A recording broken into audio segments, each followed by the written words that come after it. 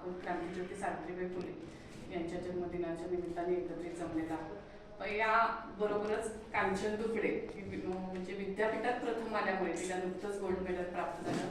तिच्या अभिनंदनाच्या कार्यक्रमासाठी सुद्धा आपण एकत्र जमलेलो आहोत आणि वाचन प्रेरणा जे काही आपण उपक्रम राबवत आहोत त्या उपक्रमासाठीची आज सुरुवात आहे. ह्या तिन्ही कार्यक्रमांचा त्रिवेणी संगम आपण इथे एकत्रित करत आहोत.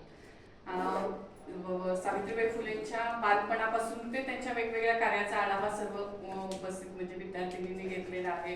तसेच वाचन संस्कृतीबद्दल आणि आता सध्याचे जे काही आपण ज्या काळात वावरतोय त्या काळात यश जे प्राप्त केलेलं आहे तिच्या कार्याचा सुद्धा आपण आता आढावा घेतलेला आहे.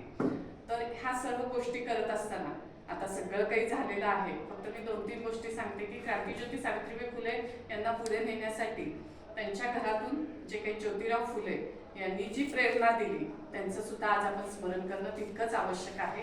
दुसरी गोष्ट, त्यांच्याबरोबर स्त्री शिक्षिका मुस्लिम स्त्री शिक्षिका फातिमा शेख यांनी सुद्धा त्यांच्या बरोबरीने स्त्री शिक्षणाचा वसा पुढे नेलेला आहे. त्यांचं सुद्धा ह्या म्हणजे आजच्या दिनी आपण स्मरण करूया. आणि आज जे रंगनाथन यांचा सुद्धा फोटो आपण इथं ठेवलेला आहे. तर त्यांनी लायब्ररी ग्रंथालयाचं जे काही त्यांना जनक असं म्हणतात तर ग्रंथालयात जाऊन वाचन करावं याचं महत्त्व सुद्धा त्यांनी आपल्यापर्यंत पोहोचवलेलं आहे. ह्या तिन्ही गोष्टींचं आपण आज स्मरण करूयात.